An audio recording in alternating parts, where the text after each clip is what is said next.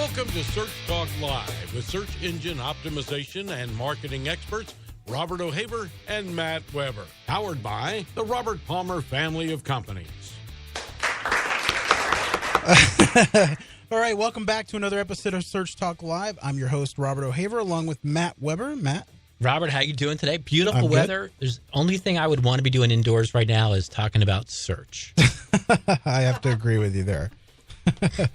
So those of you tuning in for the first time, Search Talk Live is a digital marketing podcast. We talk about everything to do with digital marketing. We talk SEO, social media, content marketing, conversion optimization. We try to cover it all. If you have suggestions, you can definitely send me an email.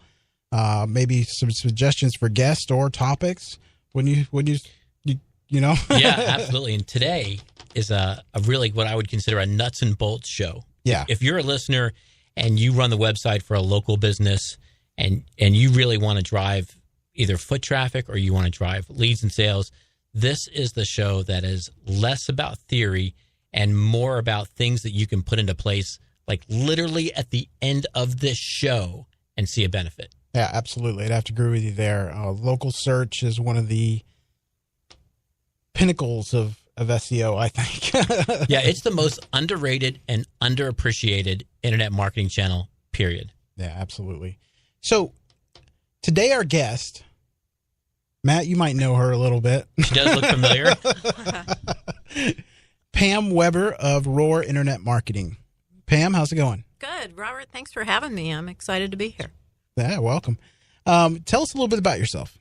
Matt and I have had Roar Internet Marketing now for about 10 years. And I'm an attorney by trade. I love search, and I love the learning about things. So local search was just a perfect fit for me. Very good. So great opportunity for you, Robert, to see what dinner at the Weber household is like. It's very true. I don't want to go off on a rant here, but I've known Matt and Pam for about 4 years. I just asked them that. 4 years now, and their organization is probably top notch, I'd have to say. I mean, it is. It's top notch. I met them. What was it, at a meetup? Yeah, the meetup. Yeah. Yeah. They came in and was listening to me rant on about SEO, and they're just great people. Great to work with. Everything, and they didn't pay me to say that.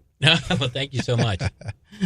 And Matt, you contribute a ton to the show, and love it, and thank you so much for that. Oh yeah, it's great to be here. Yeah. So let's get started. We're talking local search, guys.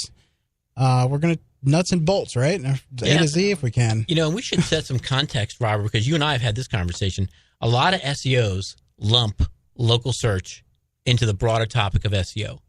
Now, at Roar, we break it out separately because there's so much that you can do specifically to local search that we think it gets lost if you lump it all in together. That's true. So to us, it's its own specialization, and that's why I think the audience is going to benefit from Pam's guidance today. Yeah, there's a lot of rabbit holes to go down.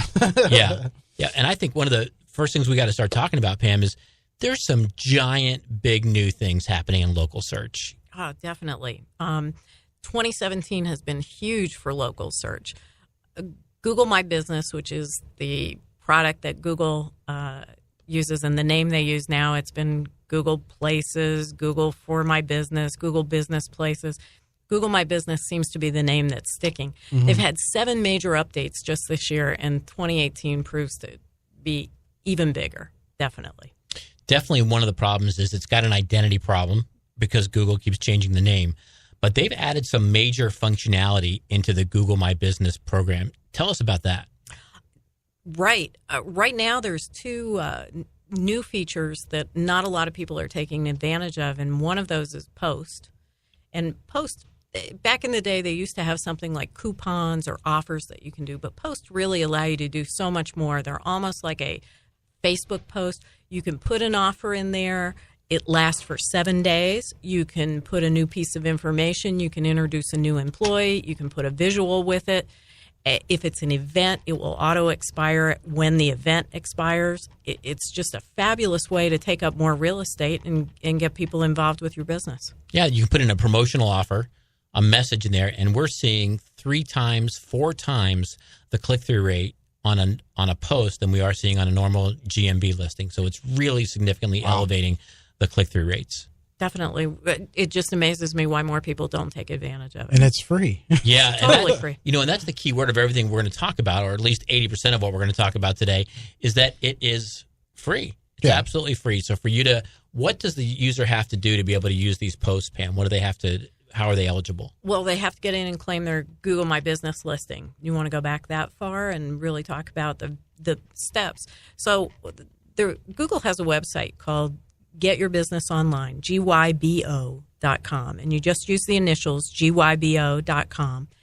Fabulous website. Just does a tremendous amount. So you can look up your company's name. They ask for you the name of the company and the location. So if you have multiple locations, you can do it location by location. And you can see in there if the listing has been claimed. Maybe somebody else back in the day claimed it, and there's steps that you can take, and we can talk about that later. And it gives you tips on what you can do to update that. The website itself, gybo.com, can tell you everything about page speed, just a variety of things. But that's where you start the whole process to get your verification. Yeah, it's great that they give you that kind of roadmap there. In your dashboard, And just to magnify on post, there's a few limitations. It's character limited. You can put in an image on that, but anything to make it an attractive image on that, there's a lot more liberties in the post than you would suspect that there would be on a product from Google like this. Definitely. And they walk you through the post, how many days it'll auto expire. If they see a problem, there have been some cases where people have been spamming, and of course, people are always going to try something. But if they're not spamming, if it's just legitimate, like come in for a free checkup, if you're going to the dentist, maybe they have a special for new patients for the first visit, anything like that. You're welcoming a new dentist to the practice. Love it for all those opportunities. So posts are big. What's another big new feature? The other big one, and everybody's still just getting their feet kind of on solid ground with it, are the question and answers. Mm-hmm. Q&A is interesting. It was originally rolled out just for Android, just for the devices. Now you can actually, as of this last week, you can see it and respond to it through desktop. Oh, wow. Question and answers are fascinating because they're really no parameters. It's almost more like a review. So anybody can ask a question and anybody can answer it.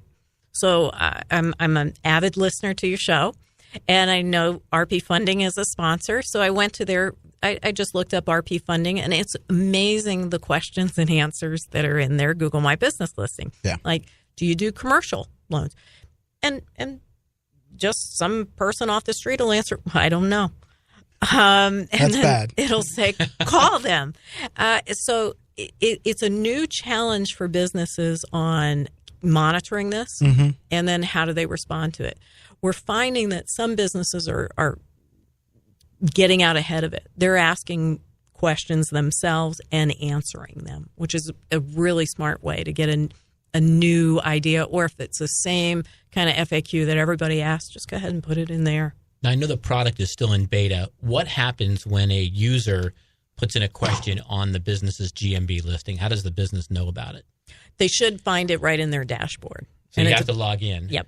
Right now, there's no email or no text notification that you got a question, so someone's going to have to monitor it. Correct. And unlike reviews where you have third-party monitoring sites that will nudge you when you've got something, there isn't anything for this yet. And this is kind of common sense, too, but if you get a question that's pretty much repetitive, it's been over and over again, add that Q&A to your site.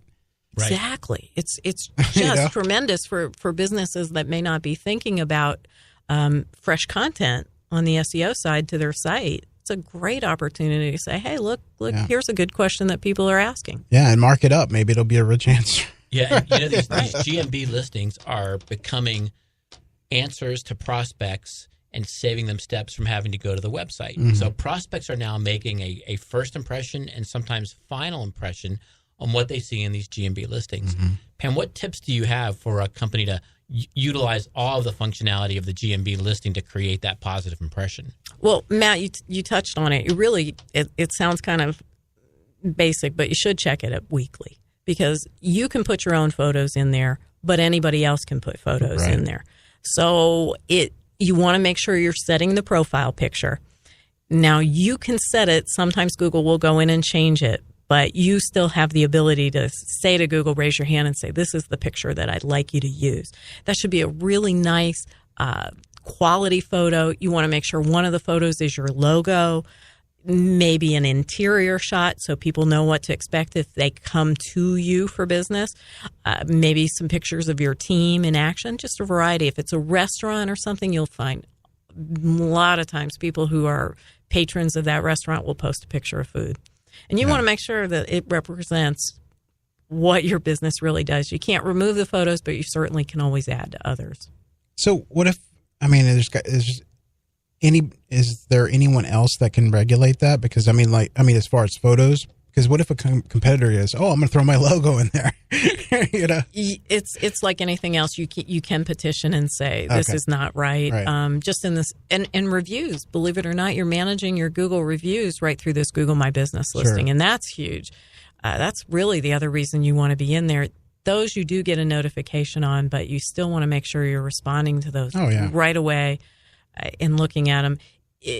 Great point, Robert. If it is a competitor who's writing nasty things or a disgruntled former employee, Google has steps that you can get those actually removed. It's a little challenging, but you can. Otherwise, you want to respond to it right away, take the conversation offline, and people are okay. People are okay if you're not a 5-star. Yeah, probably one of the biggest takeaways of the show right here is we probably get the question once a week is, how do I dispute that review? Well, step one is you have to have claimed and verify your listing, and then you can log in and you can respond to that review, and then you can take advantage of Google's process to dispute it. But I think everybody should be aware of the fact that Google doesn't retract a lot of reviews. You have to have a very specific criteria that's spelled out in their help documentation as to what is a review that you can actually dispute. Definitely. And that's true for the other review sites. It's not unique to Google. They have to let consumers speak their mind. They don't want to monitor that. Now, I can tell by the number of gifts in our house that the holiday season is right around the corner. What does that mean for businesses and their use of their GMB listing? What do they need to do in there to get the maximum use out of it for the holidays coming up? Terrific question. I would give them 3 points. First, I would make sure that your hours are up to date. You can modify your hours, and you want to make sure that's just a fundamental. You want to put the hours of your business. You can put in that you're 24 hours. Why would somebody want to do that when they're not? Because if your business is open when somebody is doing that search, Google will return that result higher. But you want to make sure those hours are accurate. And you want to make sure if you're closing for the holidays that you reflect that in there. Yeah. It's a great way to show that the user, hey, these people are really involved with this. I would use post. What are we doing for the holidays? Do we have a special offer? Even if you want to talk again about our time, we'll be on a limited staff. We've got ongoing specials come in. And the third thing is think about a photo. How nice to have a holiday photo if you have a special product or a special service or something that you're doing, a charitable event that you're doing with your business. Because remember, it's not just the people who are doing business with you, but it might be a future employee that's checking you out, and they like to see all aspects of your business. Yeah, absolutely. Great way to show community involvement. And if you're a business, you have to do this. I mean, it would be crazy not to. Yeah. I mean, to not do Google. I mean, if you do a local search right now, and you're going to see a 3-pack or a 6-pack. It's 3 now. 3, yeah. 3-pack now. That it ranks above all the organic search. I mean, it'd be crazy not to do that. We have to tell the audience, how can they see whether or not these efforts that we're talking about today pay off? Pam, can you comment on how does a business tell that this local search channel that we're advocating, break it out separately, is actually indeed driving measurable business value? How can they see that? Sure. One way, if they want to see what they've done to kind of take a measurement, maybe a baseline to see where they are and how well they're doing, I'd open up an incognito tab in Chrome. Mm-hmm. Do a search for the business name. If you have multiple locations, put the city with it from the business name, not what you do. And then look what comes up. It should be your Google My Business listing. That knowledge panel should come up. And then also if you're doing local search with other citations and directories, those should start to come up. Then you can get a feel for your listings. Right. You want to make sure it's fundamental, but that consistency in your NAP, name, address, phone, that protocol needs to be consistent all the way across the line. So you want to look and make sure your listings are in there. One of the other things that we recommend, take your top competitor. Open up another incognito window, Right. put them in, see what listings, what directories they're in, what's on their knowledge graph, their Google My Business listing, and then see if there are things that they're doing that you're not, if there are directories that they're in that you're not, that are scoring high. It's a great way to get a temperature of what fits for your industry. There really isn't a one-size-fits-all when it comes to citations. It'll also help you see if there's anything in your dashboard that you haven't populated, because you can dig deep into your dashboard, things like attributes and categories. Can you comment a little bit on categories and attributes? Categories are huge, and they're adding more categories all the time. It's something that's definitely not a set it and forget it. You've really got to go back. They don't have an exhaustive list of categories right now, but you want to find the one that's closest to your business. But this is an area that we tell businesses, get into that dashboard, check the attribute list. That's not something that you need to do weekly, but put a tickler on your calendar for maybe every quarter, once a quarter, to do that deep dive in there and make sure that you're characterized right. As Google gets more business listings with better information and people are more engaged with those, they're adding more categories every day. And the attributes are evolving as well. Definitely. Because right now the attributes are a little, in some cases, nonsensical to particular businesses. You really see the attributes used more in restaurants. There are things like, initially it started out, are they disability friendly? Now in restaurants, there are things like, are they gluten friendly? There are bathrooms. Do they have a family bathroom? Because that's true for a lot of businesses. Maybe it's parents bringing a young child and they want to make sure, like the theme parks have family bathrooms.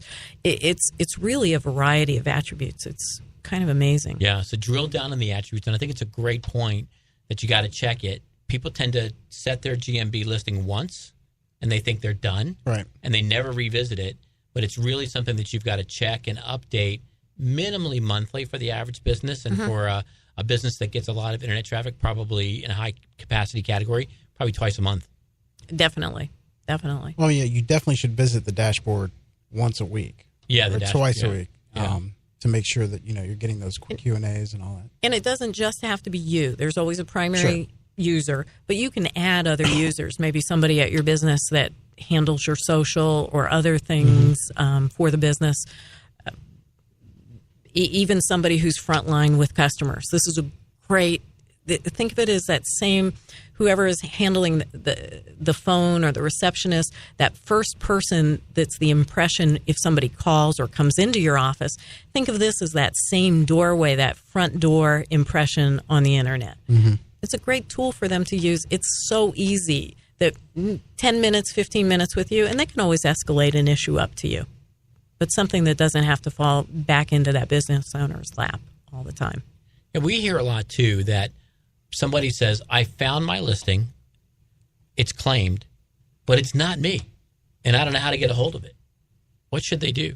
There's steps. If you go again to the Google My Business and on the GYBO, there's steps that you can do to ask Google and send in when you go through editing.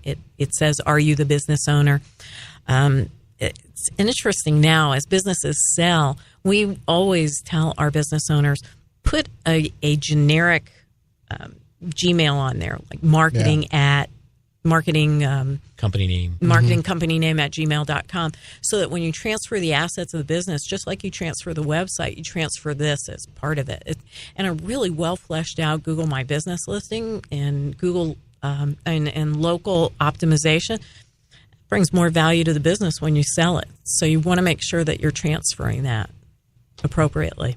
And also, if you would hired a company that was managing it for you, and then that company's no more or something like that, you got to make sure you still have control of that. Yeah, we had an embarrassing situation last week where the business, a relatively large-sized business, had all these assets lined up in somebody's personal Gmail account.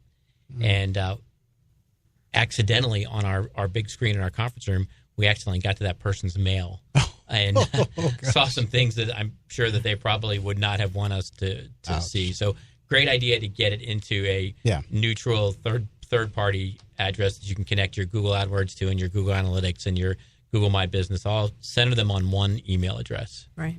And Robert, you bring up a great point.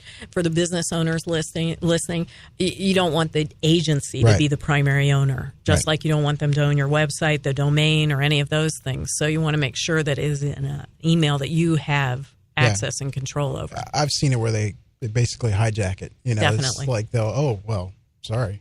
Yeah, hold you hostage, right? Some agencies will hold you hostage. Yeah, exactly. If you want that back, it's X dollars. Or a rogue employee. Right. Some of those things you want to look out for. Yeah, avoid all that. Let's talk a little bit about another step on Google My Business, which is reviews. Reviews are huge, and I think some people don't necessarily see that as a part of local optimization or even SEO. In general, they see that as a completely separate avenue. I don't think you can. It really speaks to the business. We know Google statistics are that people look more to reviews than they do now to friends and family. Yeah, it's really the new word of mouth. Yeah. It's the validation. They trust strangers and people that they don't know because they have the opportunity, as we said before, to put these things out there without Google rewriting them, without Yelp rewriting them. And it helps too, if I'm not mistaken, to get your listing higher up in the 3-pack with the more reviews, right? It can. It depends on how competitive the listing is. Sure. Believe it or not, even your organic listing, your organic rank can impact that 3-pack. There's a lot of unusual factors that go into that 3-pack. Let's say you're in a business complex. We'll use a physician. Let's say we're a chiropractor is in a strip mall. So there happen to be 2 chiropractors in that strip mall. Right. It is doubtful that both of them will show in the 3-pack, even though they may be the closest in proximity to that searcher. Google wants to not give all put all their eggs in one basket. So they'll pick one of those 2 chiropractors, and then they'll pick 2 others that are in that same proximity, not in that same building. So how do they pick that one in the building? Which one? It's a combination of reviews, verified, what their organic ranking is. Yeah. There's definitely a correlation to those things. Absolutely. How can someone who has a business out of their house take advantage of the Google My Business listings, but they don't want their address to show up because they don't want a bunch of people showing up at their door, and they certainly don't want pictures of their home on the internet? Well, here's where there's been a nice change by both Bing and Google, because back in the day, they did put their address in, and lo and behold, a picture of their house would come up. Now you can put in a service radius. We should say that Google My Business is not open to e-commerce. So if you run only an e-commerce site or just a shop on Etsy, you can't participate in this product. And that's not just Google, that's Bing as well. But if you do run you're a massage therapist, you're a pet groomer that goes to people, you don't want to put your home address in. You put what your service radius is. You will put your address in when you go through the verification steps, but it's hidden. Great. And let's talk about that verification process. People get frustrated with that a little bit. Yeah. What's the current stage of the process now? They've used some different techniques to verify. Now they're back to using the postcard. It can take about 14 days is what they say technically. You'll get a verification code. You'll go back into the dashboard and your sign in, and then you put in 4-digit verification code, and that says, hey, you get the little verified check mark on there. So you got to look out for that card, which for businesses that have a different mailing address from where the marketing individual is, and you got to rely on somebody in an office somewhere to get it and notify you who's trying to do the verification, that can be a challenge. Definitely. Oh, yeah. But it's less of a challenge than going through that phone tree, because when you hit submit, and they used to do a phone verification, they would call you back right away, and then you couldn't go through a receptionist, you couldn't put in an extension. It just had to be that number. Yeah. Also, Google's running events, and they've got one coming up in Jacksonville, and I'm going to be speaking at that event, where if you're having a problem with getting your listing claimed, they actually have kind of a backdoor process that they'll verify you right there and then on the scene with Google My Business product managers on there. So when you go to gybo.com, you'll probably see a little drop down that says there are upcoming events. And if you've had problems with getting your GMB listing verified and it's been a hassle, there's your solutions to go to one of those events, and they have a backdoor process for you. Definitely. Before we get too far away from reviews, too, I wanted to mention that for those businesses that use Yelp and put some effort and emphasis on those Yelp reviews, remember that Bing, through their local listings, uses Yelp reviews. So those are the ones that show up in their knowledge graphs. Yep. Yeah, we did jump over reviews quite a bit. Reviews are definitely impacting businesses. And I always tell people there's only one thing worse than a bad review, and that's an unanswered bad review. I was just going to say that. So even if you have a bad review, jump on it. People recognize that there are as many jerky companies as there are jerky customers. So, they're not expecting you to be blemish-free. No. So if you've got a negative review, just answer it. And be careful of what you say. Don't get into a fight. There's some hilarious things on the internet where review fights have spiraled out of control, and they're hilarious. But don't be one of those people. And if you only have a few reviews, that one review can really change your overall star rating. Yeah. And we'll get that question, what do I do?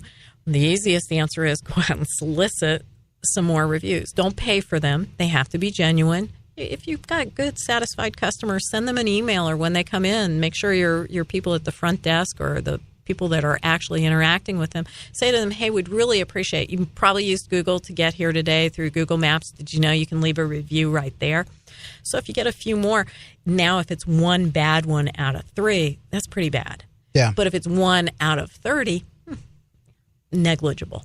I've seen a lot of lawyers and plumbers, surprisingly, not a lot, but a few, not a lot. But they set up a workflow so that way, once they've serviced that customer, an email goes out to that customer with a questionnaire, kind of a, how did I do? Would you rate our company? So it's kind of a workflow so after every customer, they get a notification saying, hey, would you give us a review?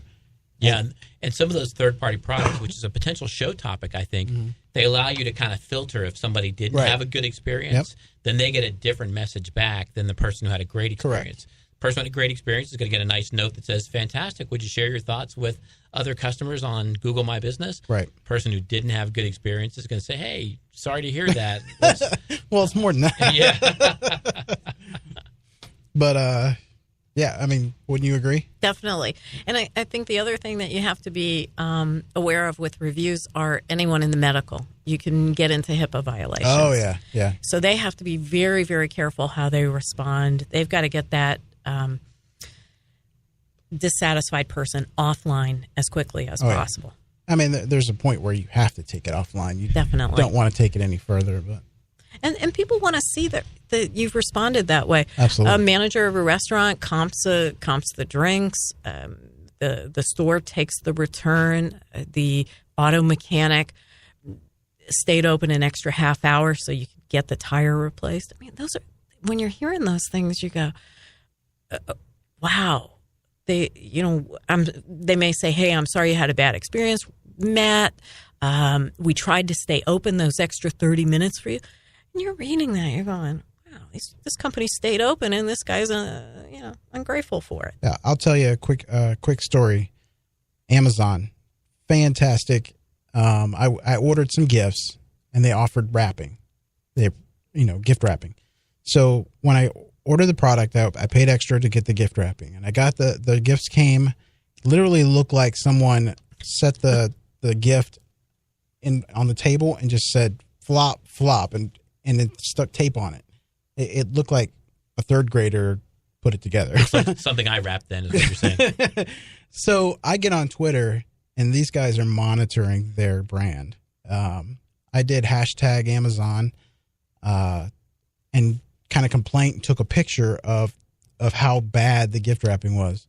And literally within 30 seconds, oh my goodness, we are so sorry this happened to you. Please give us a call at this number. Bam. They took it right offline. I afterwards obviously tweeted back, said, excellent work, great customer service. they took care of it. So they refunded my money on that and, made things right. Wow. Reviews can create a lot of tension and a lot of angst for businesses. But if you ever want to really get a good laugh about reviews, Jimmy Fallon and Aziz Ansari do a bit on the Jimmy Fallon show where they act out Yelp reviews. And it is hold your stomach funny. They're just hilarious. They you can Google those on YouTube. They're on YouTube, and they're hilarious. Are unbelievable. Nice. Now you know what dinner time looks like at our house. Do y'all talk shop when you go home? All the time. Really? On the ride home, at home, and on the ride back to work. I just think it's really awesome that your partner is in the same industry. It's like, if I have a girlfriend, I go home and I talk to her about SEO or something. Her eyes glaze over. It's like a deer in the headlights. It's quite funny, but I think that's so cool. And it's a good constant challenge. Pam has a real great expertise in local search, so it kind of motivates me to keep up with it. And somebody's always reading something and always finding something that's new and different. Yeah, you guys are a powerhouse. Matt does like to Chromecast Google Analytics, though, up on the big screen. Does he listen to himself on the show? I don't know. I haven't caught him doing that. I'm joking. So now we've got that. Now, tell me importance. What is your thoughts on Yelp? You think it's still a good, viable place for co-citation? For certain industries. If you're in a restaurant, salon, any of those kind of industries, you have to be there. You really have to be there. Now, whether you're going to pay for the Yelp product or not, that's a complete business decision. If you're an attorney, probably 2 or 3 years ago, we wouldn't say Yelp is as important. Now that Yelp pulls through to Bing, right? I would pay a little attention to it. How important is Bing? I'm just kidding. It's the same way as in search. Once you get Google taken care of, right? Put some time into that. All right. And what do you want to touch on next here? I'd like to, when you guys are ready, I want to talk about a new product, which is the local search ads. All right. Hold that thought. We're going to take a break. Search Talk Live is sponsored by the Robert Palmer family of companies. Check out robertpalmercompanies.com for more information. Find the true value of your home when you log on. Homevalue.com. Get your questions in on Twitter. Type hashtag Search Talk Live and your question. Now back to the show. All right, we're back. Remember, you can go on Twitter, type hashtag Search Talk Live. Don't be shy. Ask your questions. Pam is here to answer your local SEO and optimization questions. So we were just about to get in the next big thing in local search. And some people are really big fans and they're really excited about it. Other people looking at this with some reservation. Local search ads. This is kind of a hybrid. Right now it's free. It will probably be pay to play in 2018. We know Google has every right to monetize things, and they've got to figure out a way to monetize local. This could kind of be that hybrid between local optimization and pay-per-click. So they've been running experiments over the past few years out in the California area with plumbers and locksmiths. They've tried products called Concierge, where they were actually fielding the phone calls. But we know in the last couple of years, Google has been buying more of the booking agents or getting into partnerships with them. And that's just crazy. And the things we're going to see in the coming year on that are just going to be phenomenal. But these local search ads, right now there's 8 categories, everything from plumbers to electricians, garage door openers, garage door repair, I should say. HVAC. Exactly. It's a really interesting list of people that you are going to let come into your home and do some kind of a repair.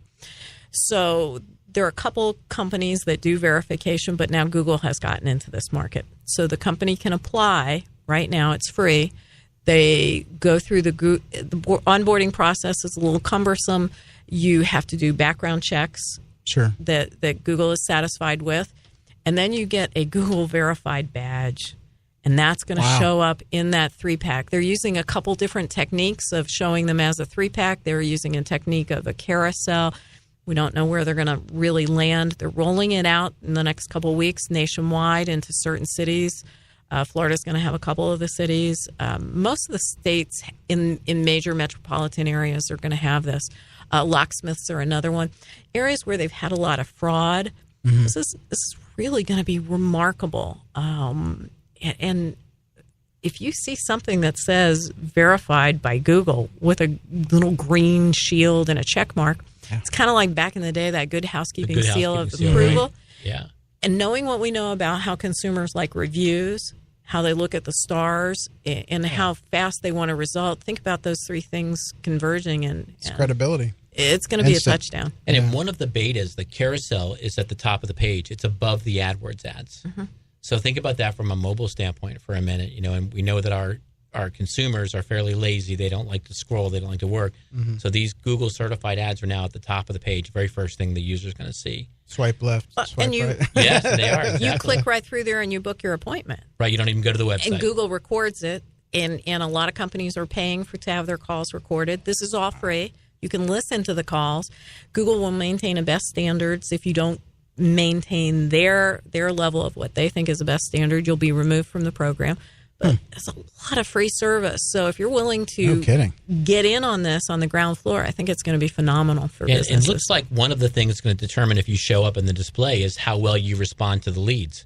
Exactly. So they're monitoring how quickly do you get back. And I think the business has the opportunity to check off if it actually turned into a sale or not in their dashboard. And it comes with an app. It comes with a native app, so the business can download an app so that they have a dashboard and can manage the leads right on this Google My Business local search ad app. Wow. Exactly. Jump on that. Yeah. So if you're in one of those categories, that's definitely something to be looking out for. And that's going to expand. They've got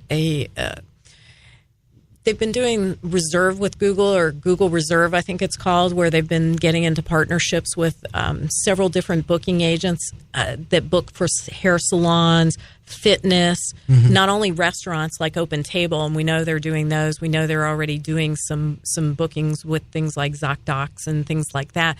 But just think about that. If people now put in a Q&A of, hey, are there any good yoga classes at this studio? And somebody writes, wow, Debbie's the best teacher I've ever seen. And now you can book it right through there without even going to the website, without even calling anybody. They've got the schedule of classes.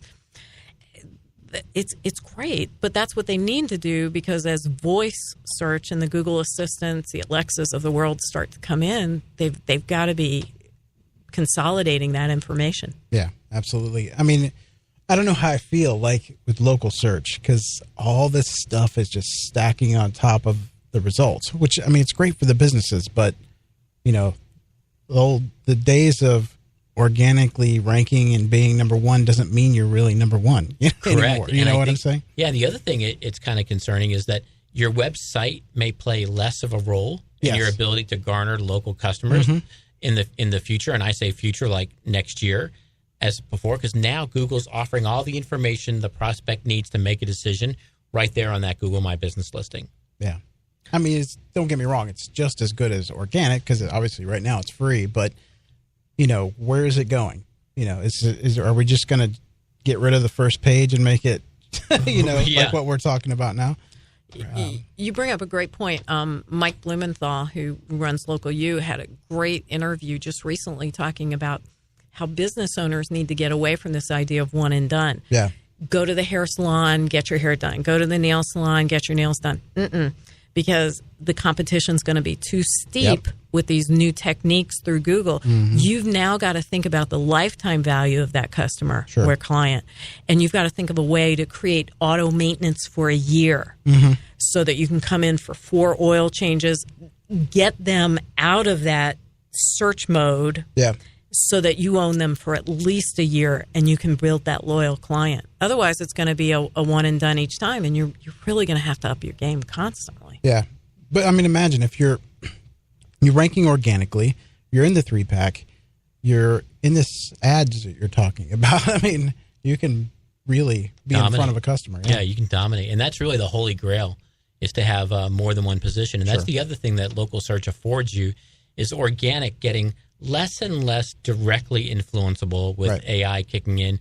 Local, a little bit more directly influenceable in terms of getting you to be there. So you want to grab as many of those positions on that search engine results page as you can.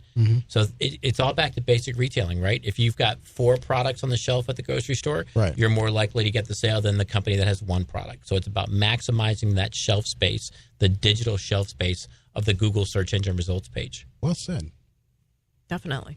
I think that's the aspect of search optimization with it. I think you're going to see the other aspect, and Matt, we were just talking about this the other day, about digital knowledge management. I think that's going to be the other half. Yes. And maybe reviews and maybe some of your footprint in a different way is going to be there about, and that will probably be something that companies have to outsource because there is so much data. You talk about that big data just in this aspect alone. It's critical. Yeah, it's a much bigger perspective for a business to start thinking in terms of digital footprint and digital knowledge as opposed to ranking number 1 on Google. Right. It's a total different mindset. Bigger mindset on that, and that's where the future's going. Absolutely. And then you also have your voice and all that other stuff that, to go along with it. All about your footprint, all about your digital footprint. Now, Pam, I know that there are people that have gotten frustrated because they've claimed their Google My Business listing and they went to gybo.com and it says, yes, your claim, but they still don't show up in the 3-pack. What other factors are influencing whether they show up in that 3-pack or not? How well first of all, let me always say it's consistency. You really want to make sure that name, address, phone number is consistent. Google has loosened up a little bit. It used to be if you used Suite, you had to spell it out everywhere or put STE everywhere or a pound sign, hashtag in your Suite number. They're a little bit more forgiving on that now. But if you use the name with an LLC or you have a city in your name, you can't spam it. And we do see people, there are always examples of somebody trying to push the envelope. But what the legitimate business name is, it should be consistent in your website, on your business cards, all of those things. You want to make sure your hours are in there, photos. The more you've fleshed that out, the better. As Robert brought up, reviews are great. The more that they see it's a living, breathing thing Entity, that you can. And then certainly the proximity, the prominence and the distance from the searcher are the 3 factors, but now we know proximity is 1. They used to be equal. And so when you were saying, we're talking about your local citations, wherever your business is listed, whether it's Yelp or anywhere, make sure it's consistent. And Google said that many times, be consistent. So definitely. And this is where, as a business owner, you've got to really go back or have a third party that's helping you do this. If you're in a chamber and maybe you've been a chamber member for years and you listed your address as one way or you've moved or your phone number has changed, somebody's got to go through and make sure all of those things are consistent. Absolutely. Yeah, and I think that there are some citations that are more valuable than others. Certainly ones that are in front of a password as opposed to ones that are behind a password. So some Chamber of Commerce websites, you might not be able to see the directory listing unless you're a member and you log in. But some directories provide geographic context and some directories provide industry context. So if you're a manufacturer and you're in a manufacturing directory that's well known and Google understands that that's all about manufacturers and you have a listing in there, that helps you be listed under certain manufacturing terms in your local listing. So you want to look at the context of where your information is too online. And this is where a good SEO person that's got that strong background in what links are available, external links, it's really that same idea. You're looking for citations that bring value, that are strong, that have good authority. Things like Yelp certainly do. Claiming your Facebook pages, your Bing, all of the other major search engines. If you're out on YouTube, make sure your information there is consistent. Sure. Well, let me ask you this: I want to get your take on how you feel as far as using services like Moz or something to create all those listings. That way, you can control that consistency and make sure you're listed in all the right places. That's a great question. And then you really get into the data aggregators, and there's 4 main data aggregators. I think the third-party products, Moz Local has an excellent one. If you've got that consistent NAP information and you're putting it in there, there are quite a few. Bright Local, Vendasta. Sure. There's a lot out there, different price points. They'll do different services for you. But it's really important to make sure that if you're large enough that you are using a service that's putting that information into the data aggregators. Some of the third parties push it, and as soon as you stop paying, they take it away, and things can really become damaged. Others have put it out there, and when you stop, you would maybe gradually reduce some, but you don't see that instant rip that Band-Aid off kind of an effect. But then adding the citations, sometimes it's good to use an automated system.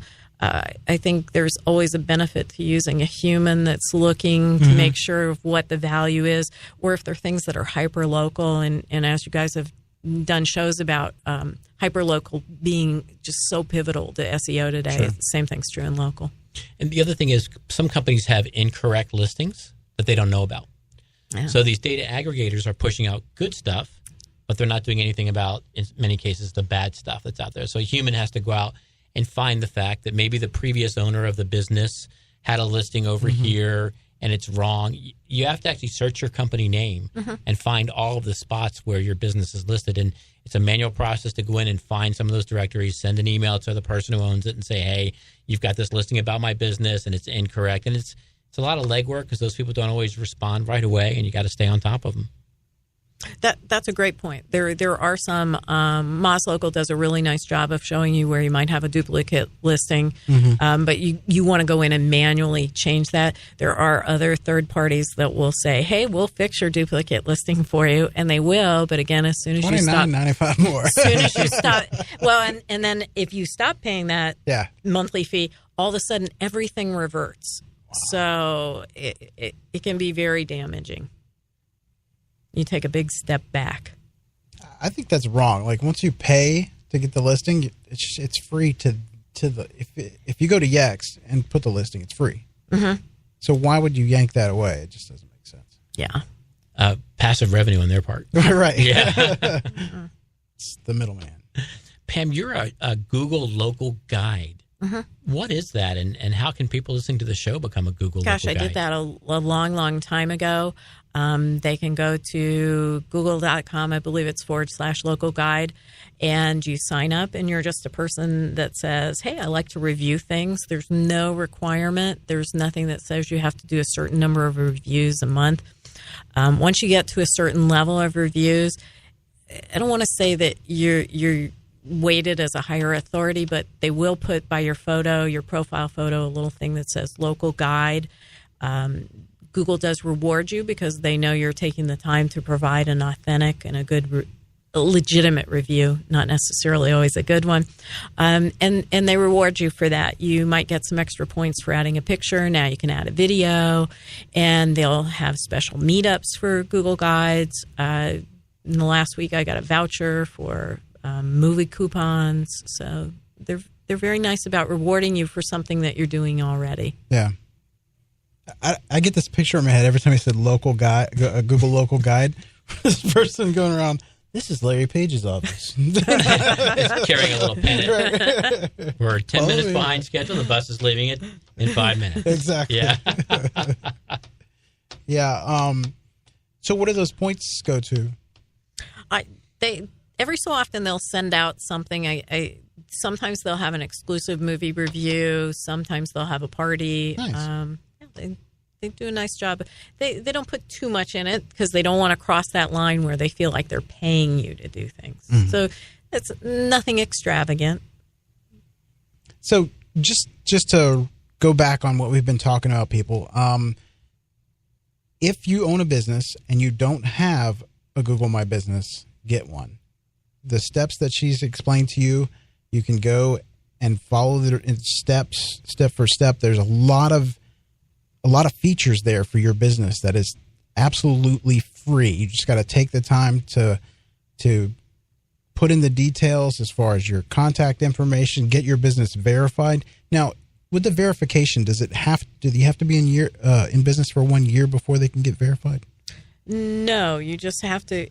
And in fact, you can put a new business on Google Maps even while it's under construction, as long as you have an address. But to verify, you have to have an address and a dedicated phone number. And then they do require, if they're doing something at an in-person one, you might have to have a bill showing an electric payment. Gotcha. There's some other steps that they Great check. starting spot is gybo.com/business. Mm-hmm. And that's where you can see the status of your current GMB listing right now, whether you have one, whether Google may have found one and you didn't populate, or whether you have one and it's been verified. You can find that out at gybo.com. And it's that middle one that we see the most of, because remember, Google wants to provide good information to their users, so they'll stay as the dominant search engine. So they're crawling. They'll flesh out your Google My Business listing without it being claimed. Wow.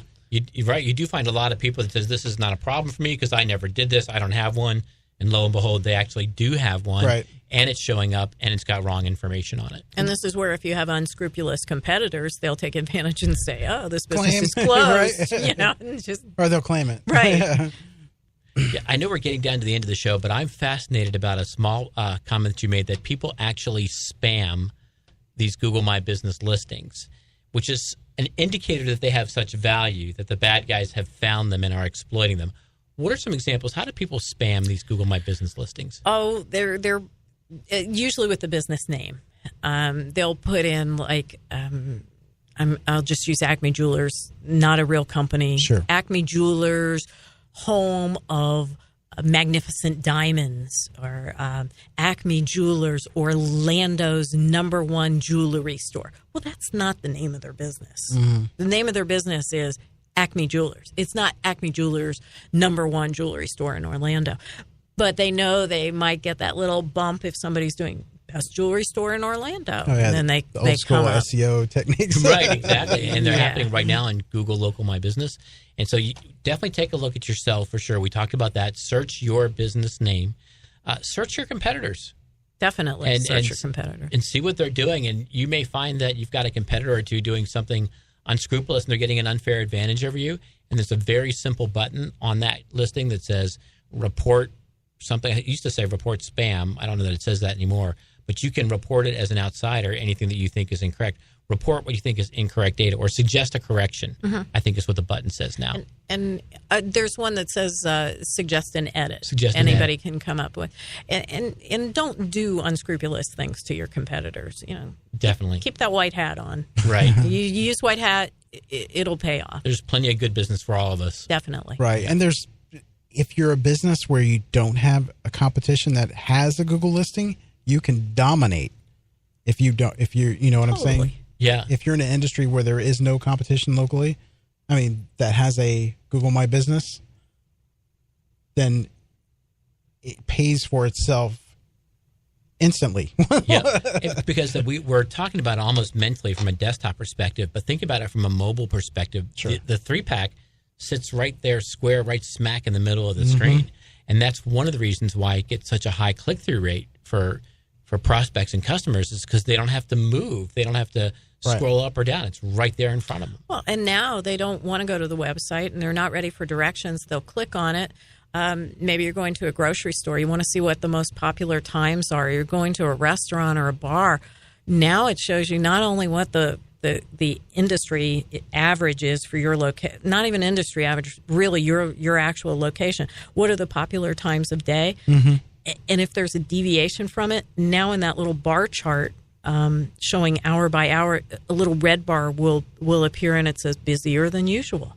Wow. So if you're making plans, you're going out to dinner and a movie, you're going to check the listing right there to see how busy is that restaurant right now. Maybe alter your plans. That is so awesome, because it takes the GPS and then you have multiple users all in that same area and it knows how busy it is. That's just crazy.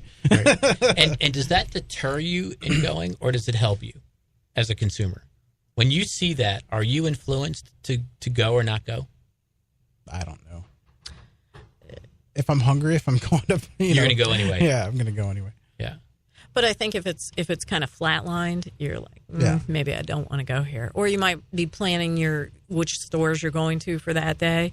You can make your plans that way. What would be nice if they did like Disney, where they say, okay, the wait time for a table is... Right, yeah. That would make my decision. But now if you can book your table through true. that listing. Yep.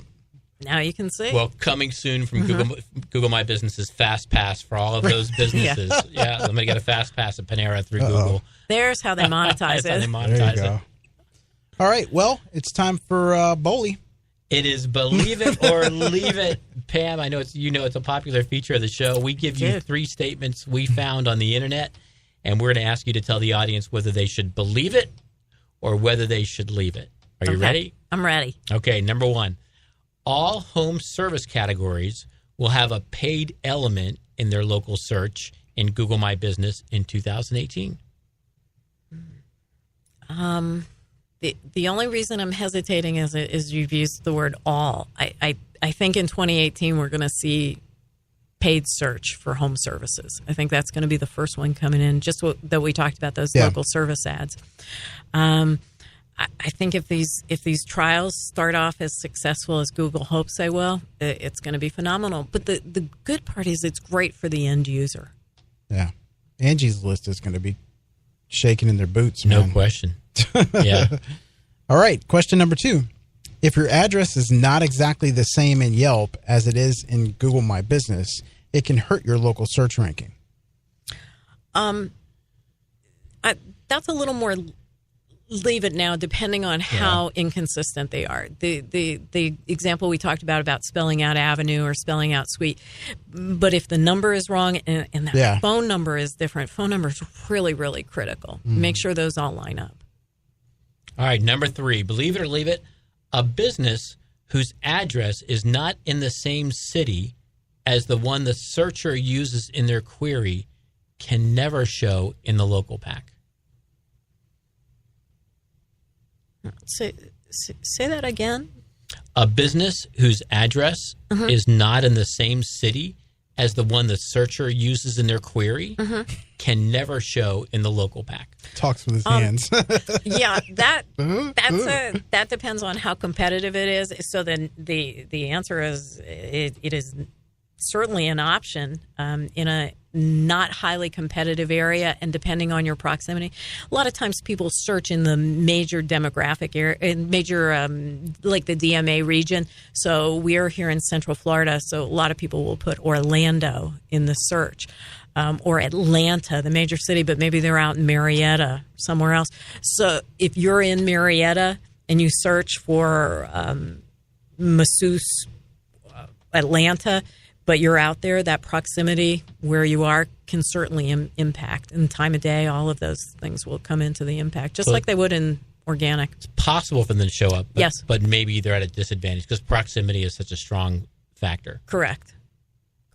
And again, if they're searching from home and it's somebody that they want a service that's typically a home service or even a dentist, we know a lot of medicals, they want in that certain, Google knows, I should say. It can definitely be. And that's where sometimes businesses, back to those old SEO techniques. Yeah. Do you buy the address? Yeah. That's why they use proximity. They want to make sure you're trying not to scam it. Very good. All right, let's get the tattoo. All right, it's time for our Search Talk Live tattoo. Getting to the end of the show, what's your best, most succinct piece of advice you want to give our listeners? And remember, it's got to be tattooable. You're sitting next to Robert. You can see he doesn't have much space left. Yeah. So I knew it's this going to was have coming. to be short. Because I love this part, the tattoos. So in the industry, Google My Business is GMB. And I think it's so important that I would like Robert to get GMB tattooed, because it's not only Google My Business, it's get more business. Well said. I like that. Think of those two things. Just do that GMB, Google My Business, get more business. There's a brand there. I see a T-shirt in our future. I like that. All right, guys. Thanks a lot for listening to the show. I want to thank you for your support. Next week, we've got JP Sherman. We're going to be talking the taxonomy of schema. He has, no pun intended, but broke the code when it comes to schema and ranking and all that good stuff. Even though they say schema is not a direct, but it is, a direct ranking factor. It's not, but he's going to show you some things that will lead to helping you getting better ranking with schema. Matt, you want to add anything? No, it's been a great show. I think this is another yellow tablet show. You probably left the show with a bunch of notes, really actionable items. Yep. Be sure to go to Spreaker, SPREAKER.com, and follow us there. You'll get updates as soon as the shows go live or what's coming up. And then you can go to searchtalklive.com and get on our mailing list. You can get a notification a couple days before. Pam, I want to thank you so much for coming in. It's a real pleasure having you in the studio. Thanks for having me. I had a great time today. Lots of great information. And she got a free ride. There you go. Awesome. All right. Thanks a lot, guys. We'll see you next week. Thanks for listening, everybody. Search Talk Live is sponsored by the Robert Palmer family of companies. Find the true value of your home when you log on. HomeValue.com. If you have questions for Search Talk Live, or you're interested in being a guest or a sponsor of the show, email Robert at searchtalklive.com. That's searchtalklive.com.